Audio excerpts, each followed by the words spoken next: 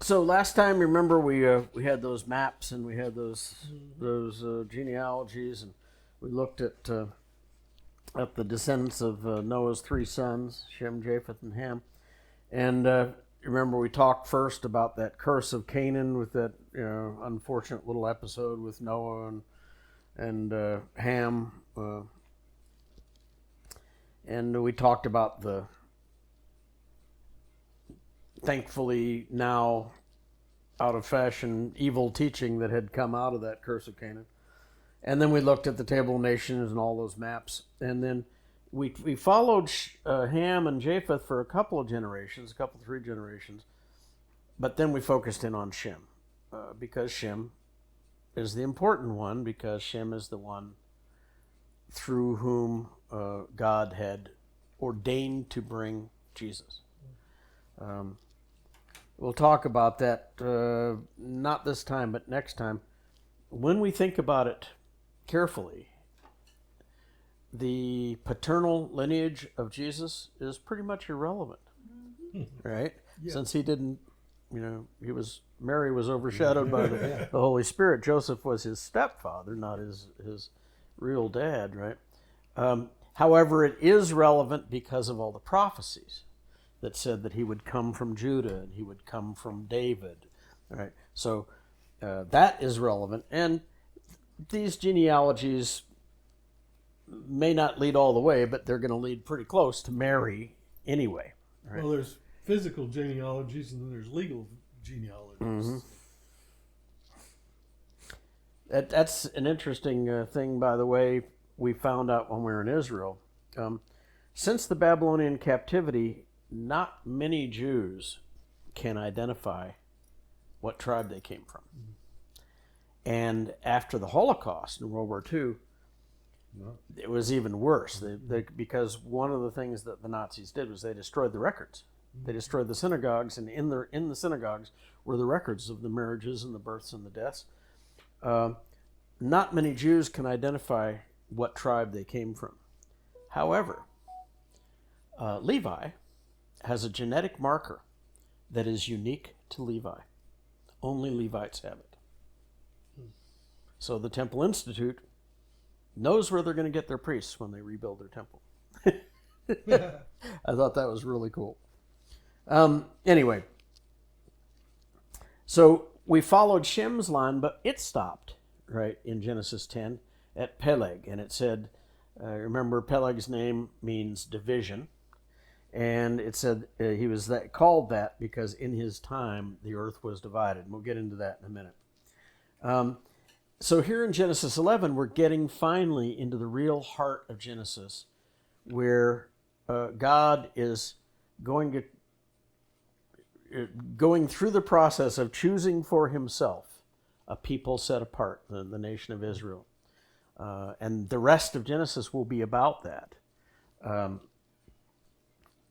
So we're going to take up the genealogy of Shem once again, but first we'll talk about the Tower of Babel. So in Genesis 11, verse 1, it says, "Now the whole earth had one language and the same words." But remember, in Genesis 10, he talked about the people of the coastlands, each had their own language, and then he talked about the descendants of Ham and the descendants of Shem, actually, too, that each had their own language, right? And so how does that, is that a problem? That's the question. Is that an inconsistency? It's certainly fertile ground for people that are Bible skeptics to say, see, here, this says this here, but then it says this here. Well, there are a few things like that. If you remember back in Genesis 2, it talked about the creation of mankind, and in the beginning of Genesis 2, it said that, in verse 5 there, it said that there weren't any green plants, right? But if you go back to Genesis 1, it says the green plants were created on day 3. And man wasn't created until day 6, right? So is that an inconsistency? Anyway, the whole general principle here is just because something appears in a narrative before something else doesn't mean that actually happened. before something else. And if you look at Genesis 2, it doesn't talk about the order that he created the plants and mankind. It just talks about the creation of mankind. Right? So, we have to, when we're reading these narratives, we have to try and seek out what the purpose of the narrative is. Genesis 1, the purpose was to give us the general overview of exactly what God created on each day. And then in Genesis 2, it focused in on the creation of man, because man is the crowning achievement of God's creation. And I know that sounds very conceited and arrogant, and my apologies to the whales and everything. But God said that he would give us dominion over the earth, right? And he said something about us that he didn't say about any of the rest of his creation. He said that he would create us in our image, he said. Not the platypuses, they weren't created in God's image, right? Just us. Not the plants. Anyway, so Genesis 2 focuses in on mankind because that's the important part of creation. And remember also in Genesis 10, Moses talked about Havilah, right? I think he was the son of Japheth, right? Actually, Havilah was listed as a son of Ham and Shem. Havilah was one of the names that was repeated. But Moses talked in Genesis 2, right? Yes, 2:11. When he was talking about the Garden of Eden, he talked about the river Pishon, how it flowed all around the land of Havilah thousands of years before Havilah was born, right? So anyway, just because those things happen in a particular narrative order doesn't mean that they actually happen in that order. And it's the same thing here with this idea of one language. In Genesis 10, the purpose of Genesis 10 was to give us a list of those descendants and to give us a general idea of where they settled, right? Why? Particularly with the ites, right, that were in the land of Canaan, we're going to find out that their presence there impacts the story of Israel quite a bit. And so, anyway, the purpose of Genesis 10 was just to list all those things. And now in Genesis 11, he's focusing in on how this division came to be. Now, I kind of tritely put in here that it makes sense that the people on the ark had the same language. Otherwise, Noah would have had a really difficult time as the ark skipper, right, controlling his crew. Obviously, they're the same family. They must have spoken the same language.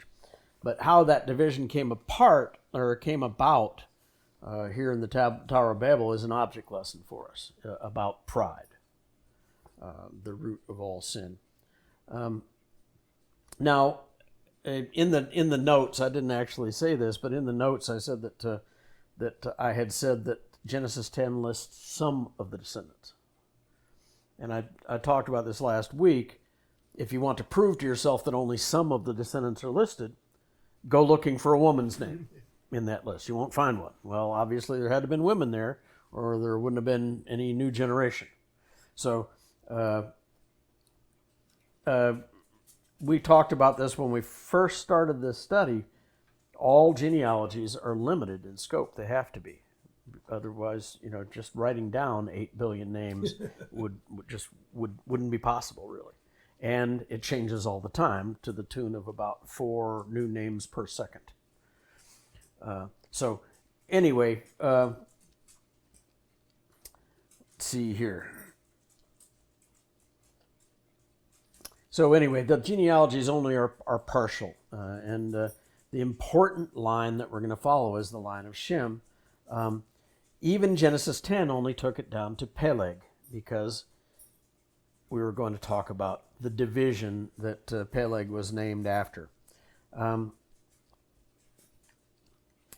see. So Moses takes that story up before he continues with the line of Shem. in verse 2 it says, "And as people migrated from the east, they found a plain in the land of Shinar and settled there." Now, remember from our study of the flood, at the end of the flood, God made a covenant with mankind, right? He said that he would never again destroy all life with a flood. And in exchange, we were supposed to multiply and fill the earth. And if you remember when I talked about that, I made a sort of a smart aleck remark that is one commandment, at least, that we haven't had any problem, obeying, right? But at first it wasn't that way. Today, of course, what did that creature on Star Trek One say? V'ger, carbon units in fast enterprise. We have no problem filling the earth now, although interestingly the birth rate is going down. But initially, the people disobeyed, and instead of going and spreading around the whole earth, they congregated in this plain of Shinar. Well, practically speaking, that was a good move on their part, apart from disobeying God, because the plain of Shinar is a fertile land. It's well watered. It doesn't rain any much there. I think I said something about that. Ironically, they picked a place that the rainbow isn't seen very often. Right? But the plain of Shinar is a very fertile area. It's called the Fertile Crescent. It's the area between the Tigris and the Euphrates, just before they flow together at the Shat al-Arab. The cause of the Iran-Iraq war was that Saddam laid claim to both sides of the river, and Iran didn't like that. I was waiting for a plane in Iraq to fly out to Kuwait, and there was this guy there, and he was a hydrologist that was working for Schwarzkopf. Schwarzkopf? No. Who's the guy that became the head of the CIA afterwards? And then Petraeus. He was working for Petraeus and as a water advisor. And I was talking to him for a while. Plane was late, as it always was. And he says, people talk about the oil, but the oil will be gone in a couple decades. Right? The resource here is that river. Mm-hmm. Right?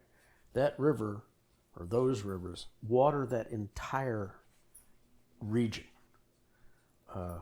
And if the river dried up but the oil wells were there, you can't drink oil. Yeah. So anyway, the Iran-Iraq war was a water war, basically. And that war, by the way, a lot of the fighting took place right in this area. And that war saw more casualties than any war since World War II. Combined, actually. Over 1 million dead. Anyway, so it makes sense that the people would have settled there, except that they were disobeying God. Right? So in verse 3 it says, "And they said to one another, 'Come, let us make bricks and burn them thoroughly.' And they had brick for stone and bitumen for mortar." I found this quite intriguing because later architecture in the area didn't use fired bricks. It used just mud bricks that were sun-dried. And over the years, all that stuff has just fizzled away. Doesn't rain often there, but when it does rain, it does bad stuff. Yeah, especially the unfired bricks. Yeah. And so, it's just heaps of mud, really. It's funny because when they were training us, they said, you got to watch out for bombs planted in piles of trash beside the road. And I got there and said, we're in trouble. This whole country's a pile of trash beside the road. Anyway, I thought that was intriguing that they had used fired bricks. And of course, the bitumen, there are oil wells everywhere now. And this tar must have been bubbling up out of the ground in various places because of the petroleum deposits that are underground. That area, by the way, is, you remember the Republican Guard when we took the place in '91. They torched all those oil wells, right? It took them like 6 months to get them all put out. So in verse 4, then they said, "Come, let us build ourselves a city and a tower with its top in the heavens, and let us make a name for ourselves, lest we be dispersed over the face of the whole earth." So they knew, right? They knew that they weren't doing what they were supposed to be doing.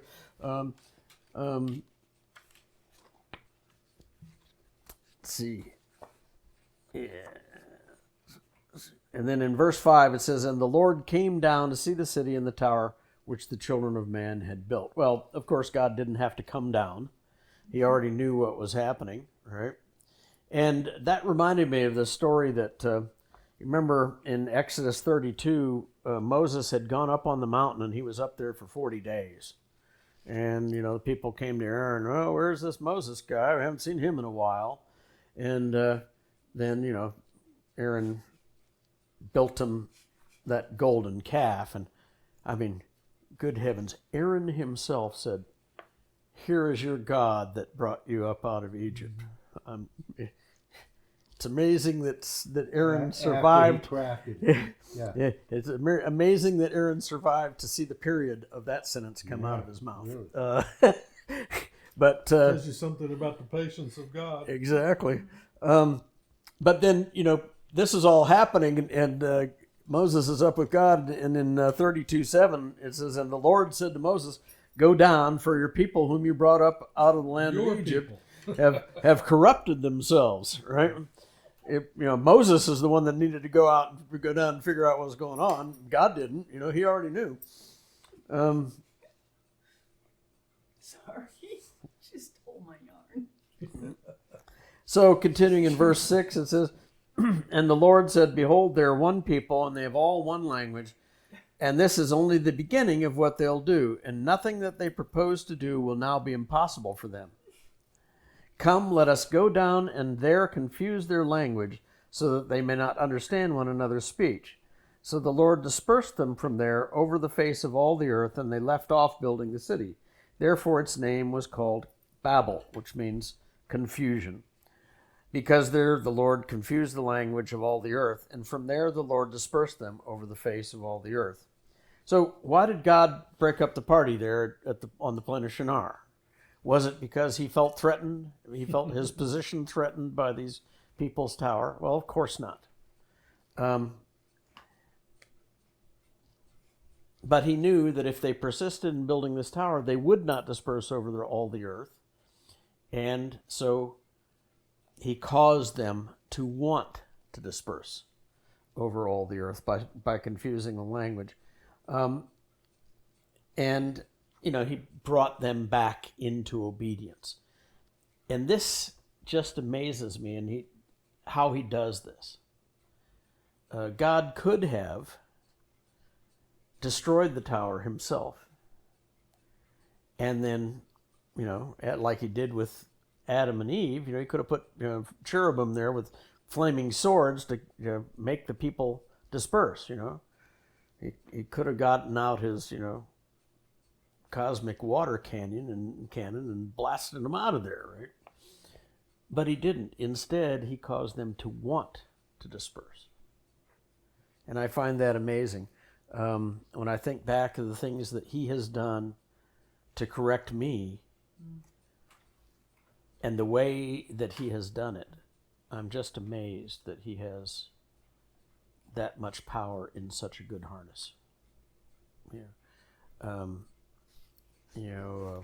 It reminded me of a couple things, a couple of scriptures in Psalm 51 when David was praying and asking for forgiveness for his sin with Bathsheba.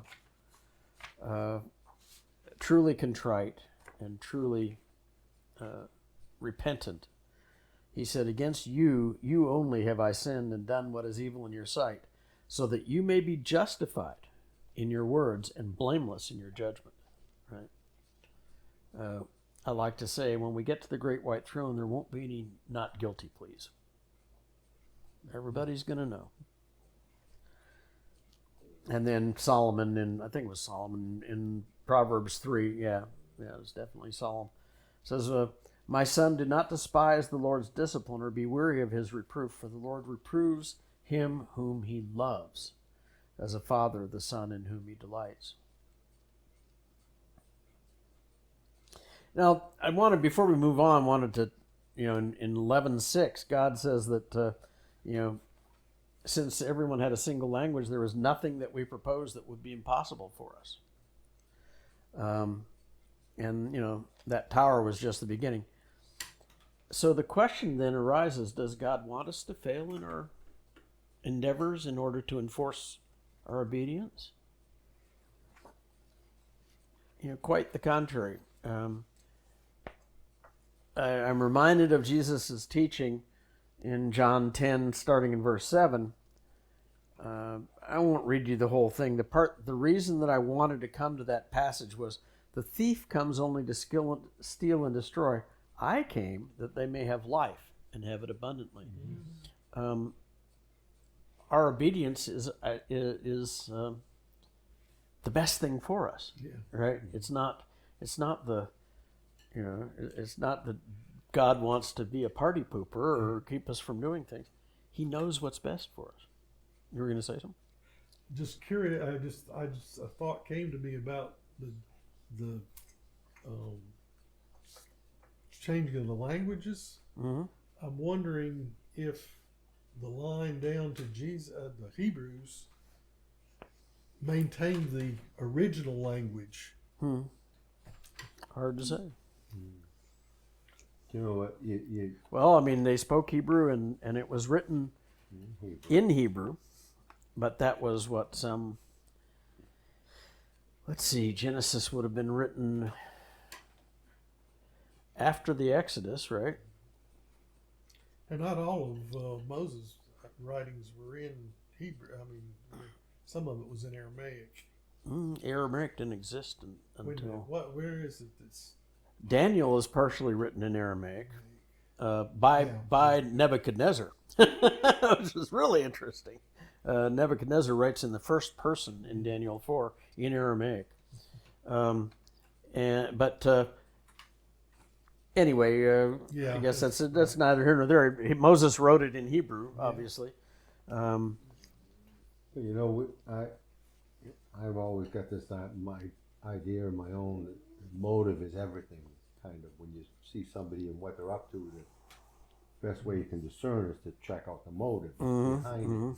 I think God's seeing their motive in building the tower, and it's wrong. Was to and for themselves, not disperse, right? And avoiding what his instructions are. So that's why he's dealing with it. But that's why he's saying, I know what you're going to do. Because I know your motives, that same principle applies to what we would normally call good works. Right? Yeah. People can do the supposed right thing for the wrong reasons, right? This guy's preaching a mess of all kinds of fire and brimstone. Anybody wants to buy a Bible that Trump put out, and he's got his own stuff online selling it. What's the motive there? It's just big deal hot shot. I'll tell you what, he is. Not to poo-poo Ken Ham, but when he came and visited our church, he gave his message, and basically his message was that if you don't believe Genesis as written, then you need to check yourself to see if your salvation is real.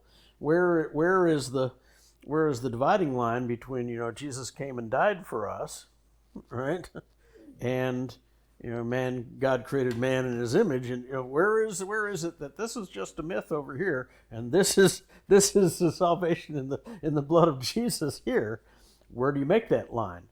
Anyway, that was his message. But then when he was praying afterwards, he prayed. I still can't believe that he did this. He prayed that we would be moved to buy some of his literature and stuff that he had on display out in the lobby. I was like, okay, Ken.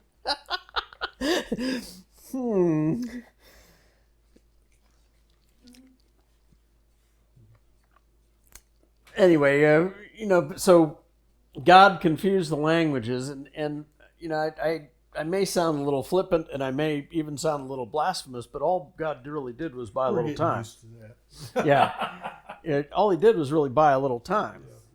Yeah. Right? Because you can type whatever you want in whatever language you want into Google right now, and it'll come up with a reasonably accurate rendering in English, and English itself. I'm reminded of when I was in Kuwait.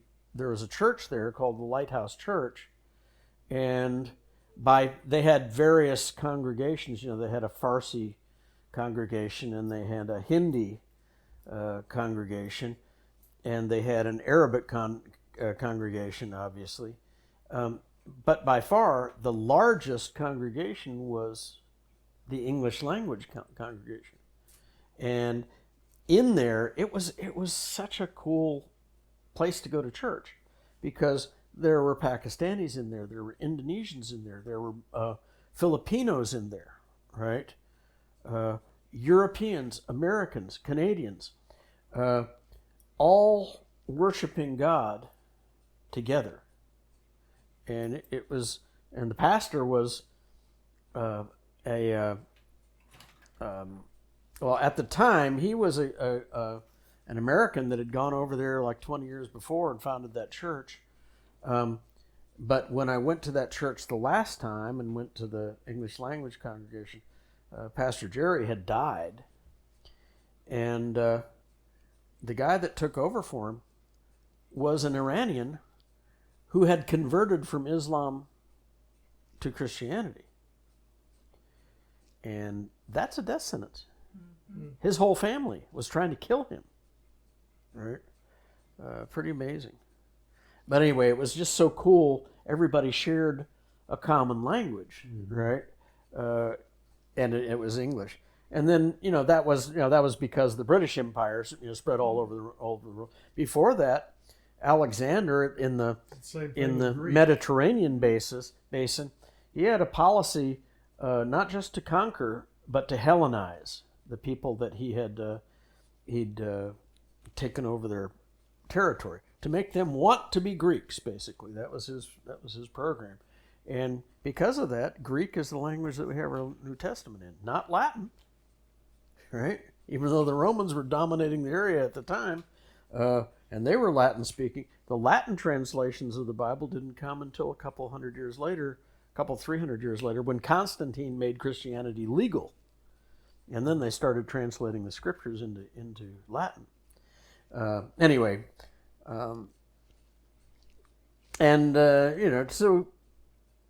since the Renaissance, this whole confusion of language has not. It's starting to lose its whatsy, as far as preventing us from doing things. And it reminded me of, I didn't actually go there, but in Daniel 12, Daniel is very curious about when all these things are going to happen, right? And the angel that was speaking to him says, well, knowledge will increase dramatically, and people will move about. But you seal up the prophecy for the end times. Well, that kind of to me says, guess when the end times are, because knowledge is increasing dramatically and people are moving about all over the face of the earth. And we have the same spirit that they did in Babylon. Oh yeah, yes we do. Babel. So one of the things I thought was interesting there in Genesis 11:7, it says, "Let us go down." All right, and if you look at the various English translations, that's accurate. Right, the Hebrew verb there is plural. Let us go down. So that points again to the triune As in Genesis nature. 1, let us make man in our image. Yep. And people have proposed that translation was laid on later, after the doctrine of the Holy Trinity had been established.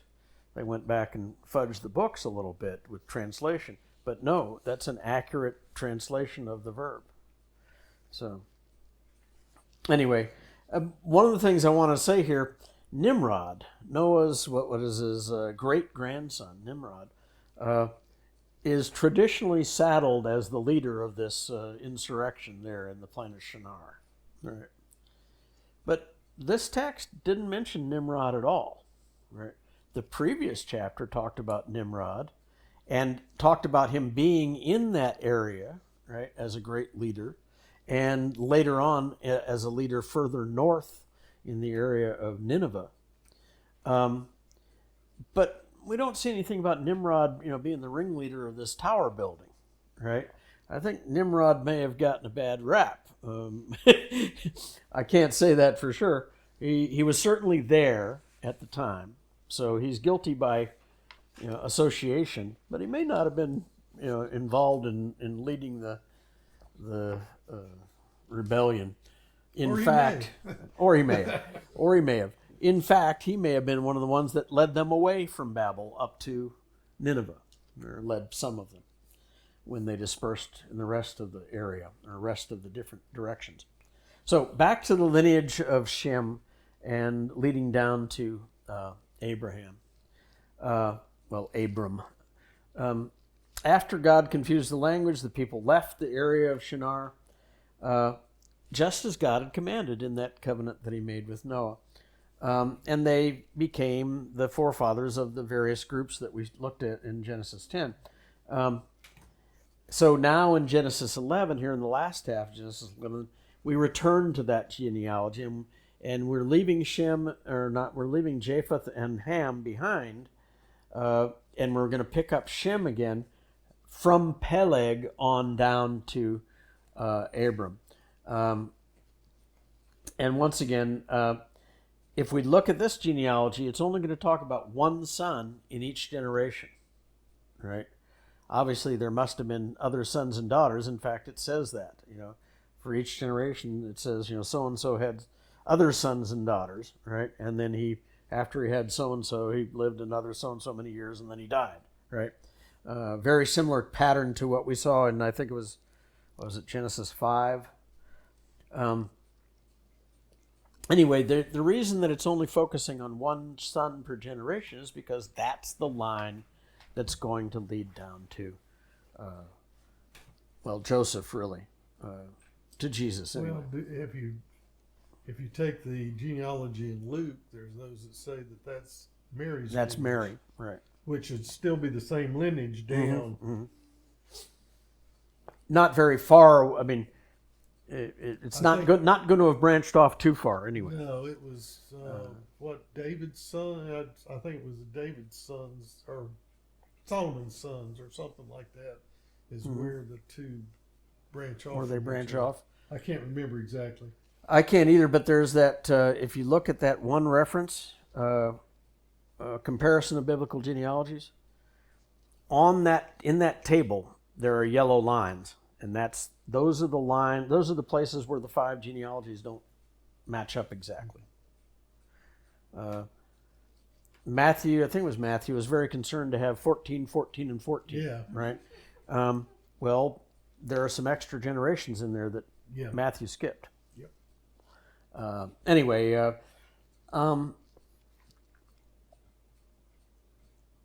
so as I said, the paternal lineage of Jesus is not important because the paternal lineage of Jesus is the Holy Spirit. God becoming flesh, right? We don't really understand that incarnation very well. So he had the same father as Adam. He did, exactly. And as we all do, if you make father and grandfather and great grandfather synonymous, but Or it is even not. It's His life came directly from him. Yeah. I say it's only mostly unimportant. It's partially important because there are a bunch of prophecies pointing to Jesus coming through the line of David. And of course from Peleg, actually, and Shem. So it's not completely unimportant, but just remember that, we're talking about Jesus, the Son of God, becoming flesh, and exactly how that happened.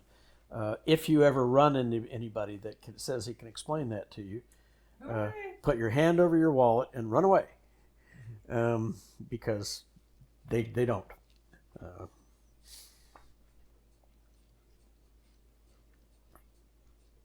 So, I talk quite often, as I should, about how the main theme, the big point, the main point of God's word is the gospel of Jesus Christ, so that men might be saved. And that is the end of God's plan of salvation. The means through which he accomplished that end is this line of Shem down to Israel, all right, and further on, how he brought his Mashiach into the world. Well, the interesting thing for all Jews, you're not a Jew because your father was a Jew. You're a Jew because your mother was a Jew. Exactly. Or your grandmother. Or whatever, I mean, that's because you always know who the mother is. That's right. Hard to fake that. The childbirth is hard to fake. But there's a great story about that our tour guide told us. He wanted to get married. This was in 60. He was born in, I think, 58, so it would have been the late 60s, or sorry, the mid 70s or so, by the time he wanted to get married. In Israel, if you're a Jew and you want to get married in Israel, you must be married by a rabbi. And rabbis will only marry Jews. Well, as Randy said, you're a Jew if your mother was a Jew or your grandmother was a Jew. Well, Ronnie's mother and father were the sole survivors of their generation in their family. Everybody else in their family died in the Holocaust. And one of the victims, as I said, of the Holocaust was the records. They had no records to prove that she was a Jew, and therefore Ronnie was a Jew. So they're being interviewed by this rabbi. And Ronnie said, if his mother had not been present, that rabbi would have been taking a long nap on the floor. But the rabbi says, well, Elizabeth, that's not a Jewish name. Ignoring John the Baptist's mother. Oh, of course, that's New Testament. Right. And she says, well, that's my middle name. Rachel is my first name, and that is most certainly a Jewish name. So he looks at Ronnie and says, Ronnie, that's not a Jewish name. And she says, well, it's short for Aaron, which is most certainly a Jewish name. And so he said the guy kind of looked on his glasses at her and says, are you sure you're Jewish, ma'am? And she said, Is there any doubt? She said, well, I've been called a filthy Jew my whole life, but I guess that's not good enough in the state of Israel. And then Ronnie's father found some piece of paper somewhere that was good enough, and Ronnie was able to get married. But I thought I've been called a filthy Jew my whole life, but I guess that's not good enough in the state of Israel. Anyway, so in verse 10 it says, these are the generations of Shem. When Shem was 100 years old, he fathered Arpachshad 2 years after the flood, and Shem lived after he fathered Arpachshad 500 years and had other sons and daughters. When Arpachshad had lived 35 years, he fathered Shelah, and Arpachshad lived after he fathered Shelah 403 years and had other sons and daughters. When Shelah had lived 30 years, he fathered Eber, and Shelah lived after he fathered Eber 403 years and had other sons and daughters. When Eber had lived 34 years, he fathered Peleg, and Eber lived after he fathered Peleg 430 years and had other sons and daughters. Now, if we looked at this line last time when we looked at Genesis 10, down to Peleg. And so we looked at the meanings of all those names, and I won't go into those meanings in detail, except for Peleg, which we know means division. and he was possibly so named because he was born just after God confused the languages at Babel. Remember in Genesis 10:25 it said Peleg was called Peleg because in his days the earth was divided. And assuming that that means this division of the languages, or is referring to this division of languages, from that and from this list we can trace back and come up with the Tower of Babel being just a little bit under 100 years after the flood. If you look at all these ages and you track them back. So about 2 generations, 3 Well, generations. Well, it says, let's yeah, see, you're right. he was, let's see, these are the generations of Shem. Arpachshad was born 2 years after the flood, right? And then he lived 35 years, right? So that's 37 total after the flood. And then Shelah was born, and Shelah lived 30 years, so that's 67, right? Till they had Eber. And then Eber lived 34 years, so that's 101 years. When he fathered Peleg. So remember, it says in Peleg's time the earth was divided, so that puts the Babel right about 100 years after the flood. So anyway, I wonder if all of them spoke the same language after Babel. hard to say. It may be, and it makes sense that they would, since we have the Bible written in Hebrew. Right? Now, if you look at this, this is the same poetic form of this genealogy that we saw in Genesis 5, right? He lived so-and-so, had so-and-so, right? And after he had so-and-so, he lived another so-and-so, had other sons and daughters, and then he died, right? And it's that same pattern that we saw in Genesis 5 in the genealogy there. So in verse 18, it says, when Peleg had lived 30 years, he fathered Reu, which means friend. And Peleg lived after he fathered Reu 209 years and had other sons and daughters. When Reu had lived 32 years, he fathered Serug, which means branch. And Reu lived after he fathered Serug 207 years and had other sons and daughters. When Serug had lived 30 years, he fathered Nahor, which means snorting. Oh, what shall we call the baby, dear? And Serug lived after he fathered Nahor 200 years and had other sons and daughters. When Christian was born, he was going, and I said to the doctor, "What's wrong with him?" And the doctor said, "There's nothing wrong with him. He just doesn't want to, make inconvenience anybody." He was always that way. He really was. But as compared with Jeremy, who came out screaming bloody murder and did so ever since, right? When Nahor had lived 229 years, he fathered Terah, which means station. And Nahor lived after he fathered Terah 119 years and had other sons and daughters. When Terah had lived 70 years, he fathered Abram, which means exalted father. Nahor and Haran, which means mountaineer. Now, notice that Abram's brother Nahor was named after their grandfather. Right?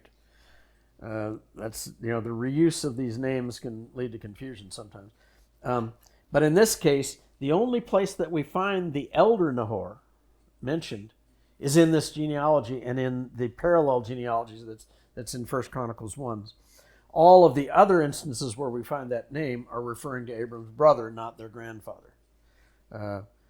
So notice that the lifespans are decreasing. Right? And remember that in Genesis 6:3, God had said that mankind is flesh, and his days shall be 120 years. After the flood, the ages of people gradually decreased, and some have proposed, and Moses lived exactly 120 years. Some have proposed that prior to the flood, there was this water shield over us that protected us from cosmic rays, and that when he opened the windows of heaven, that shield was dissipated. Maybe not. We can't really draw that from God's word. So we'll put it aside. But just I wanted to mention that when my brother and I went to the Manned Space Flight Center in Houston a few years back, there was a display there. You know, they're trying to go to Mars, right, with people. And, you know, that's the big goal. They want to do that in, I don't know, the 2030s sometime, I think. But they had this display, and it had a bunch of different materials there. And it was talking about their ability to shield from cosmic rays. One of the very important things, if you're going to send people to Mars and they're going to be out in space for months without the protection of an atmosphere, they need to be protected from cosmic rays. And so they're looking into materials that shield, and they, you know, they had aluminum and they had various plastics and they had lead, right? Pound for pound, the best shield against cosmic rays is water. I found that very amazing. If you know, the people that are pro-nuclear energy are fond of saying that, you know, they keep the fuel in a water bath, right? Well, you can swim in those baths because if you got a few meters of water between you and that uranium, the radiation isn't going to get to you. So isn't it amazing that God created this earth with this atmosphere with water vapor in it as our perfect habitat? There are all kinds of things like that. The tilt of the axis is so important. And we don't appreciate those little details of his creation. We don't even think about them. There are so many things that make life on Earth as we know it possible. All That are lined up. Delicate little balances of being off just a little bit. And, you know, they talk about estimating how many Earth-like planets there should be in the universe, given all of this stuff. But I only know about one. Yep. And I know I seldom even think about it, and I definitely don't appreciate it as much as I do, or as I should. How he works in, you know, it talks about him holding the creation together. Just amazing. Anyway, in verse 27, now these are the generations of Terah. So remember, we followed Shem down to Peleg, and then we followed Peleg down to Terah, Abram's father. Terah fathered Abram, Nahor, and Haran fathered Lot, which means covering. Haran died in the presence of his father Terah in the land of his kindred in Ur of the Chaldeans. Now, Ur of the Chaldeans is about, let's see, I've got it here, it's on the Euphrates River on the southern bank. It's near Nazareth, Iraq. The ruins of it are. About 80 miles west of where the Tigris and the Euphrates flow together, and about 150 miles south of Babylon, or Babel, and about 130 miles north of the present mouth of the combined rivers, which is called the Shat al-Arab. There's geological evidence that the rivers at one time flowed separately into the Gulf, but then, you know, sometime they joined together.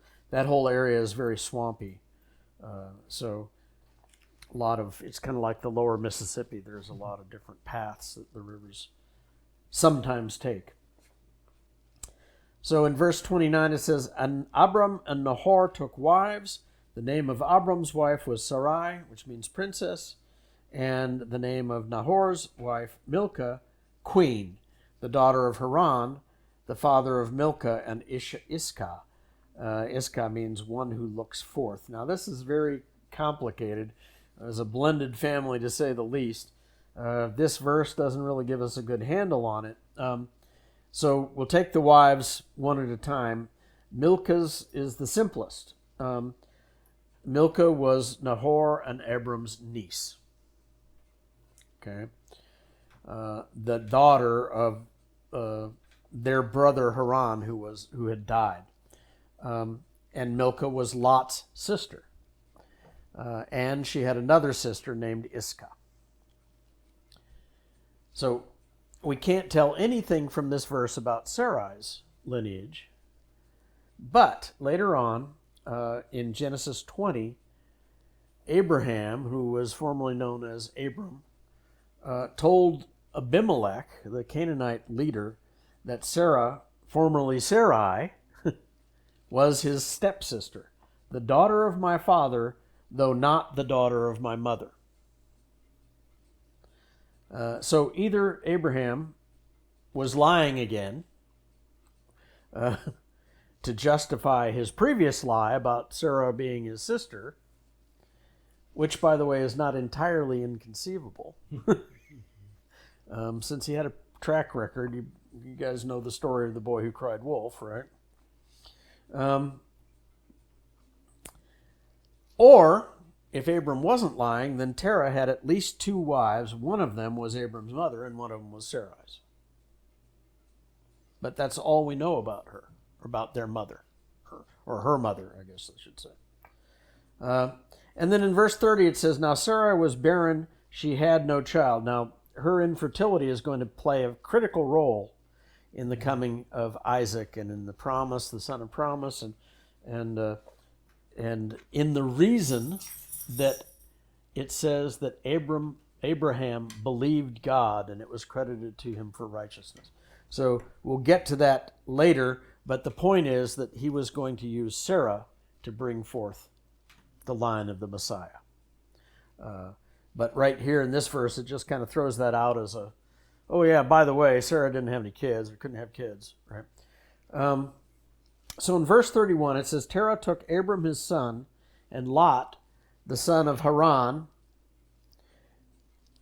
his grandson. So remember, Haran was the one that died. And if you have the notes, take a look at the Hebrew of Haran there. That's going to become kind of critical. Well, not critical, just an interesting point. So he took, and Lot, the son of Haran, his grandson, and Sarai, his daughter-in-law, his son Abram's wife, and they went forth together from Ur of the Chaldeans to go into the land of Canaan. But when they came to Haran, there's that word again, but it's spelled slightly differently in Hebrew. They settled there. The days of Terah were 205 years, and Terah died in Haran. Now, once again, the wording of this verse isn't too helpful in trying to figure out who the players were. Lot was Terah's grandson by his deceased son Haran, and this verse mentions Sarai as Terah's daughter-in-law. But if Abraham wasn't lying to Abimelech, Sarai was his daughter, not his daughter-in-law. But the Hebrew word here, kala, is very specific. It means daughter-in-law, bride, or spouse. It doesn't mean daughter. But if she really were his daughter, one would think it would say his daughter. Yeah. Right? Yeah, but she was his son's wife. So Right. she was a daughter and a daughter-in-law.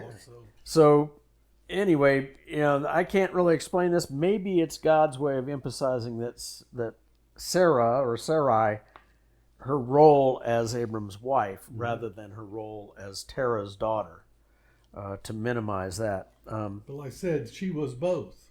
Right.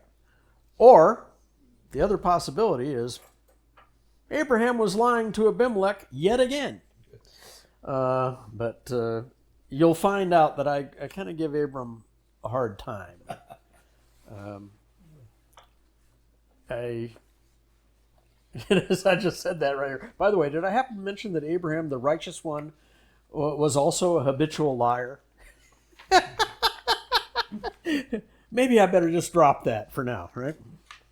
So, just in conclusion here, if you weren't already confused enough and the waters weren't already muddy enough, there are two words here in Genesis 11:31 that are both pronounced Haran. But they're two different words. The first word is the name of Terah's deceased son, Haran. And the second one is the name of the town where Terah settled in the upper Euphrates River area. But notice that in Hebrew they're spelled slightly differently.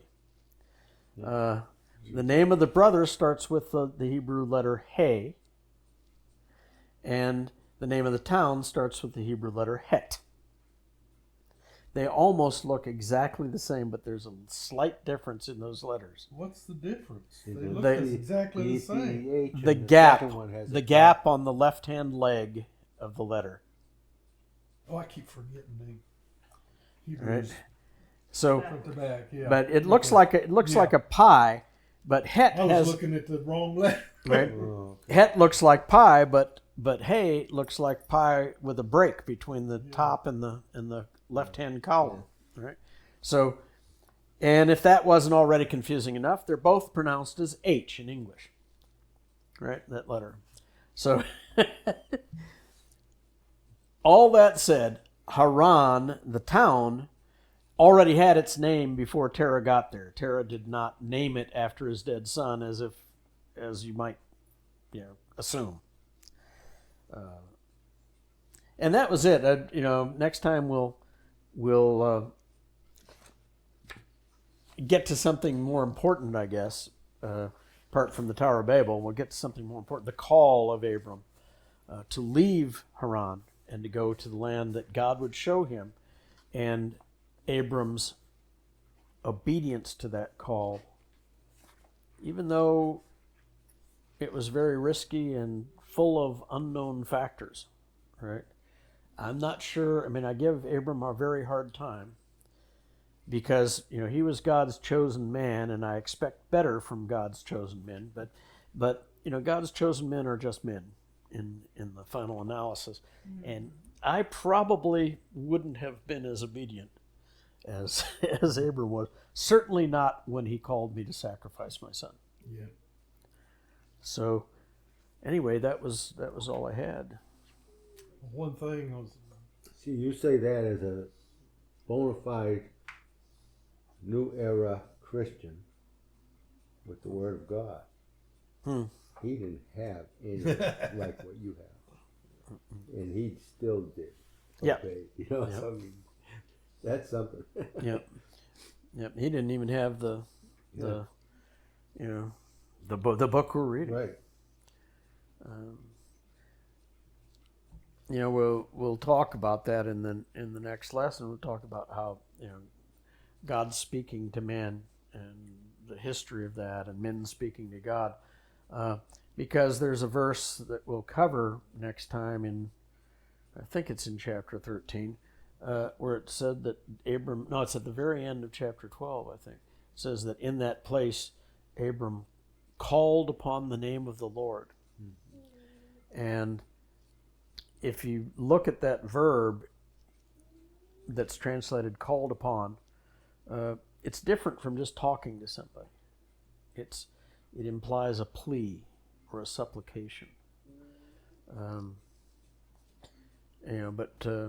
When we think about Adam prior to the fall, he just kind of walked around and talked with God all the time, right? God spoke to him and he spoke to Adam.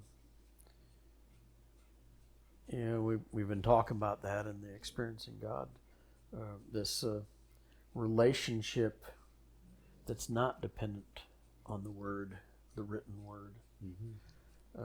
Our relationship is heavily intertwined with the written Word. It's only one aspect of it, but it's an important aspect. and while we're still in the Babel thing there, Pentecost was the reversal of Babel. Yeah.